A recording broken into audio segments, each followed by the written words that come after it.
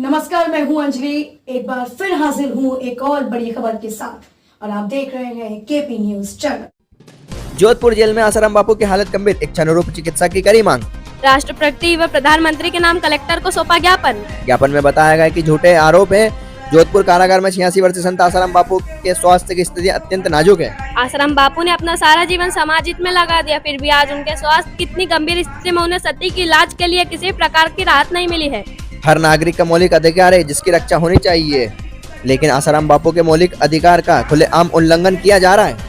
ज्ञापन में बताया गया कि पास्को एक्ट व गैंग रेप की धारा में पूर्व मंत्री गायत्री प्रजापति के बाद उन्हें बेटी की शादी के लिए बेल दी गई है। बिहार के पूर्व मुख्यमंत्री लालू प्रसाद यादव, आंध्र प्रदेश के पूर्व मुख्यमंत्री चंद्रबाबू नायडू, पहलवान सुशील कुमार आदि सभी को बेल दी गई, मगर आसाराम को अभी तक जमानत नहीं मिली है। अंततः सभी ने जमानत की मांग करते हुए झूठे केस में फंसाने पर दोषियों पर कार्रवाई की करी मांग। हरदा से संवाददाता गोपाल शुक्ला की खास रिपोर्ट। मेरा नाम सुष्मिता राजपूत है।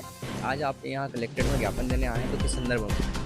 जी, आज हम यहाँ पर ज्ञापन देने आए हैं हमारे पूज्य बापू जी, जिन्होंने कि भारतीय संस्कृति में बदलाव लाए हैं, जिन्होंने भारतीय संस्कृति को आगे बढ़ाया है और उन्हें 11 वर्षों से एक झूठे केस में और बनावटी केस में अंदर डाला गया है। और आज उनकी इतनी ज़्यादा तबीयत खराब होने के बाद भी उन्हें पैरोल नहीं दी जा रही है। वहीं यदि दूसरी जगह देखें तो दूसरे जबकि वो तो अपराधी भी नहीं है, उनके ऊपर 376 लगाई गई, लेकिन वो अभी तक साबित नहीं हुई है कि कोई सजा नहीं हुई, लेकिन उसके बाद उन्हें पैरोल नहीं दी जा रही। जहां दूसरे अपराधियों को 8-8 हफ्तों की पैरोल दी जाती है, जमानत दी जाती है, वहीं पूज्य बापू जी को बहुत ज़्यादा उनकी तबीयत खराब होने के बाद हाई ब्लड प्रेशर, रक्तस्राव हो रहा है, उन्हें लगातार उनके हार्ट में ब्लॉकेज है। 90% ब्लॉकेज होने के बाद आज भारत सरकार द्वारा उन्हें बिल्कुल पैरोल नहीं दी जा रही है। तो ऐसे महान संत को यदि पैरोल नहीं दी जाए, जमानत नहीं दी जाए, तो इस भारत देश का क्या होगा। तो हमारी भारत सरकार से यही मांग है,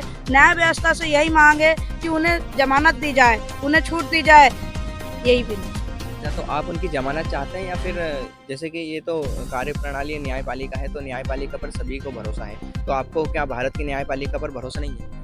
हमें भारत सरकार की न्यायपालिका पर भरोसा है, पर ऐसा लग रहा है कि भारत की न्यायपालिका सिर्फ बापूजी के लिए आंख पर पट्टी बांधकर बैठी हुई है। जहां दूसरी ओर देखें तो जो लोग मर्डर कर देते हैं, गंभीर अपराध कर देते हैं, उन्हें जमानत दे दी जाती है, उन्हें छोड़ दिया जाता है, उन्हें बरी कर दिया जाता है। और वहीं एक महान संत जिन्होंने भारत को एक अपनी पहचान दिलाई है, भारतीय संस्कृति को आगे बढ़ाया है, उन्हें जमानत तक नहीं दी जा रही है। तो अब हम इस विषय में कुछ नहीं बोल सकते, ना भारत सरकार के ऊपर, ना वो न्यायपालिका। तो आपकी क्या मांग है? हमारी यही मांग है कि बापूजी को बरी किया जाए। जब उनके ऊपर कोई अपराध नहीं लागू हुए हैं, उनको कोई साबित नहीं हुआ है।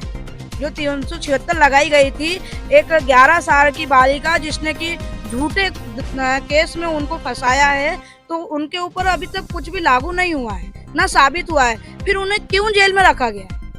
क्यों उनके ऊपर इतने अपराध किए जा रहे हैं? इसके पीछे किसी का षड्यंत्र है क्या?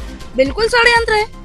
जहां बापूजी हिंदुओं को, ईसाइयों को हिंदू में कर रहे हैं, जहां ईसाई तरफ के जाने रोक रहे हैं, ईसाईकरण से रोक रहे हैं, हिंदुओं को अपनी संस्कृति से जोड़ रहे हैं, तो वो ये एक षड्यंत्र है।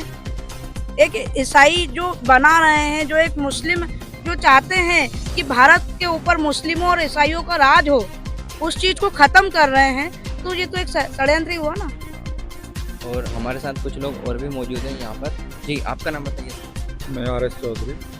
आज आप कलेक्ट्रेट में आए, तो आप भी अपना सारी चीज़ें बता दीजिए कि क्यों आए हैं और कैसे आए हैं और मतलब क्या चाहते हैं आप? हम लोग ये चाहते हैं कि जो बापूजी के ऊपर 376 एक्ट के तहत उन पर कोई भी आरोप सिद्ध नहीं हुआ है, तो उनके ऊपर धारा 154 लगा के और पास्को एक्ट लगा दिया गया है, जिसमें कोई बगैर बयान के भी उनको सज़ा की जा सकती है। वही यहाँ पे हुआ है। षड्यंत्रकारियों ने इसके अंदर बहुत सारा खेल किया है, क्योंकि घटना जो है वो है जोधपुर की, और इसको रिपोर्ट लिखाई जाती 4 दिन बाद दिल्ली में।